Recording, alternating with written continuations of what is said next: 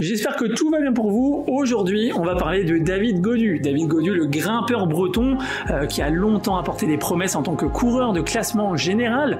On l'a vu au début de sa carrière, il a remporté le Tour de l'Avenir. Derrière, il a épaulé avec brio Thibaut Pinot dans sa quête de Tour de France en 2019. Juste après, en 2022, il flirte avec le podium en terminant 4e.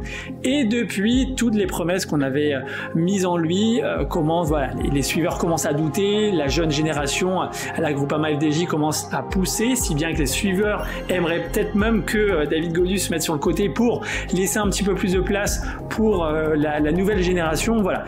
Est-ce que vous pensez que David Gaudu peut flirter avec le podium cette année? Est-ce qu'il refera encore à l'avenir un nouveau podium? Dites-moi ce que vous pensez dans les commentaires et nous allons voir au cours de cette vidéo ce que l'on peut en tirer comme conclusion. Donc David Gaudu, c'est quand même un très très bon palmarès, il faut se l'avouer.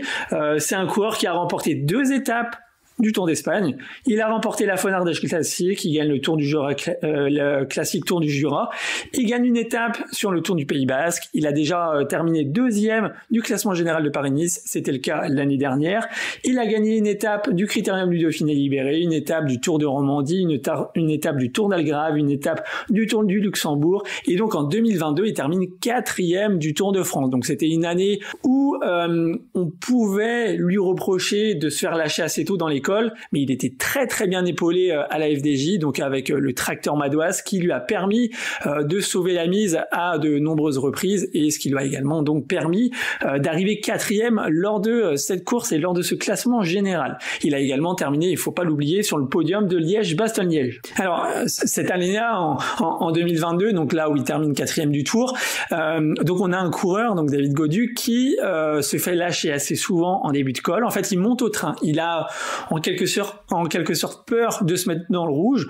Donc c'est un petit peu à contrario de ce qu'on connaissait de David Gaudu, où à l'époque avec Thibaut Pinot, il n'hésitait pas à faire le pied d'école très très fort pour amener son leader le plus loin possible. Là non, on a un coureur qui a peur de se mettre en sur-régime et donc qui monte à une sorte de seuil. Il est à ce moment-là très très bien épaulé donc par Madouas, et c'est un coureur qui, du coup, de peur de se mettre dans le rouge, n'observera pas trop de jours sans, ce qui lui permettra d'être assez régulier, donc quand même assez loin de Vingegaard, Pogačar, mais ce qui lui permet quand même d'être à un excellent niveau, de rivaliser un petit peu avec le podium avec Geraint Thomas, et finalement il terminera malheureusement à la 4e place. Bon, c'est quand même quelque chose de prometteur. Donc on s'est dit que sur l'année suivante, on pouvait vraiment compter sur lui sur un podium. Alors évidemment, une victoire c'est tout autre avec les Pogačar et les Vingegaard. Donc en 2023, il terminera à la 9e place. Donc on s'en est rendu compte aussi l'année dernière, le niveau avait augmenté énormément. On avait de nouveaux coureurs comme Rodriguez qui arrivait sur le Tour. Et voilà, donc David, on observait un petit peu plus ses limites. Voilà, on observait un petit peu plus ses limites. Et pourtant, d'après ses dires, il arrivait à battre de nouveaux records de puissance. Donc le niveau sur le Tour, c'est sans doute très élevé. Après, à voir dans quelles conditions il a obtenu ces records de puissance. Voilà, c'est pas le niveau qu'on attendait de lui. Ça reste quand même un top 10 sur le Tour de France. C'est vraiment pas à jeter. On peut pas non plus dire qu'un coureur est décevant alors qu'il termine quand même 9e du Tour. Voilà. On est assez loin des promesses qu'on avait pu entreprendre et entrevoir avec lui. C'est un coureur qui reste dans le coup. Donc voilà, cette année, en 2024, l'objectif est un petit peu moins annoncé. L'année dernière, c'était vraiment podium. Je pense qu'aujourd'hui, voilà, il ne le crie pas sous tous les toits. L'objectif est évidemment de faire du mieux possible au classement général. Tout va dépendre évidemment du rôle que va lui donner son équipe. Peut-être que son équipe va lui demander à un moment de se relever pour avoir de la liberté, pour pouvoir aller chasser des étapes. Peut-être que l'équipe aura quand même besoin de lui pour rester bien placé au classement général et profiter de certaines défaillances. Sait-on jamais, étant donné que le Tour de France serait assez ouvert avec un Vingegaard peut-être pas revenu à 100% et un Pogačar qui devrait être fatigué par rapport à son Tour d'Italie. Sauf que l'année 2024 n'est pas vraiment à son avantage. Il faut se l'avouer, ses résultats sont assez décevants, comme on va pouvoir le voir depuis le début de la saison. Sur le début de la saison, voilà, il entame sa saison avec une 6e place sur la Classique VA. Bon, plutôt intéressant. Derrière, sous Gran Camino, il termine 18e au classement général. Alors, un petit peu éclipsé aussi par la présence de Lenny Martinez qui a franchi un énorme cap cet hiver et qui prend le leadership aussi de l'équipe à certains moments. Sur le Paris-Nice, on l'attendait quand même bien plus devant. Voilà, on restait sur une deuxième place l'année dernière, sauf que là, il passe à travers son Paris-Nice. Alors, il tombe, hein, il a un petit peu la poisse aussi, notre David Gaudu. Derrière, il fait 4e de la route à Delhi à Vitré. Voilà, c'est un profil qui lui convenait pas spécialement, mais de quoi quand même lui permettre de retrouver un petit peu de bonne humeur. Derrière, il va aller sur le Tour du Pays Basque. Voilà, c'est une course par étape qui lui convient quand même plutôt bien, qui convient bien à ses qualités. Malheureusement, il va devoir abandonner à la 3e étape. Dans la foulée, le Vla qui se présente sur la classique Grand Besançon-Doubs avec un plateau assez français, assez Coupe de France, donc il terminera 3e, mais ce qui est quand même une très très bonne performance. Et ensuite, il gagne le lendemain le Tour du Jura cycliste. Voilà, il s'était un petit peu partagé le rôle avec Lenny Martinez, donc faut prendre une victoire, ça reste une victoire, ce sont les absents qui ont tort. Donc voilà, tant mieux. Derrière, sur la Flèche Wallonne, qui lui convient assez bien, il ne termine pas. Bon, les conditions météo de cette année, voilà, ont fait que énormément de favoris n'ont pas terminé. Sur Liège-Bastogne-Liège, il termine 43e, un petit peu enfin pas vraiment dans l'allure.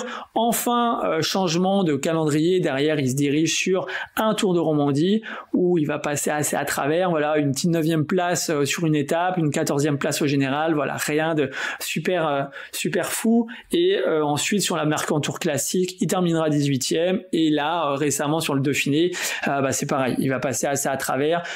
C'est inquiétant parce que sur le contre-la-montre, il va prendre un tir monumental, se prendre plus de 2 minutes de retard. Et ensuite, sur les arrivées en altitude, il va être plus ou moins à sa place, voilà, aux alentours de la 15e, 20e place. En fonction des favoris, il sera toujours, voilà, un petit peu sur le même recul, avec ce même écart. Voilà. Il ne s'affole pas, il ne trouve pas ça trop affolant. Alors, on peut chercher à le comprendre et chercher à le croire aussi. Voilà, être à 100% de sa forme au Dauphiné et garder cette forme-là jusqu'au Tour de France, c'est impossible. Seuls Vingegaard, Pogačar peuvent envisager de faire ce genre de choses. À un degré moindre, quand même, David Gaudu ne peut pas se permettre de faire ce genre de choses. Donc voilà, c'est pas trop inquiétant de ne pas le voir dans l'allure sur le Dauphiné. C'est quand même un petit peu inquiétant que sur le vélo de contre-la-montre, voilà, il perd autant de temps. Après, en montagne, il y aura des progrès à faire. Alors des progrès à faire, oui et non. David sort d'un stage de 3 semaines à Tenerife, où il a pu vivre en altitude et rouler avec beaucoup de dénivelé. Donc évidemment, le fait de revenir après à une altitude plus basse, il y a soit une très très bonne forme, soit un coup de pompe pendant quelques semaines. On peut penser que il a besoin de récupérer un petit peu. Là, dans les prochains jours, avec le championnat de France, il va faire des reconnaissances de parcours aussi dans les Pyrénées, dans les Alpes, ce qui va lui permettre de retravailler encore ce coup de pédale et de retourner chercher la forme. Donc c'est inquiétant oui, parce que forcément avec des meilleurs résultats, on est quand même dans un mood quand même beaucoup plus intéressant et puis un petit peu plus serein pour le Tour de France. Là, il court après ses résultats, donc je pense qu'il sera pas très très serein sur ce Tour de France. J'ai envie de dire maintenant qu'il a rien à perdre, hein. Son début de saison est quand même assez décevant. Ça de plus, ça ne changera pas grand chose et il peut surtout sauver sa saison avec un bon Tour de France. Maintenant, il n'est pas tout seul dans l'équipe. Il y a la jeune garde derrière qui pousse. Il y a Lenny Martinez qui s'affiche énormément, qui s'affirme énormément. Il y a Romain Grégoire qui aimerait aussi briguer une petite place de leader de temps en temps sur des courses surtout d'un jour, ou alors des courses où il y aura pas spécialement une arrivée en montée, mais où il y a un petit peu de dénivelé. Voilà, il a une très très bonne pointe de vitesse. Ça nécessitera peut-être qu'à un moment donné, David Gaudu sera obligé de rouler au sein du peloton pour permettre à Romain soit de revenir devant, soit de provoquer une arrivée massive. Voilà, il y a des circonstances de course qui font que cette jeune génération-là va peut-être mettre David un petit peu sur le côté si s'il ne retrouve pas son niveau d'il y a 2 ans par exemple, ou s'il n'arrive pas à être un petit peu mieux et entrevoir un bon classement général.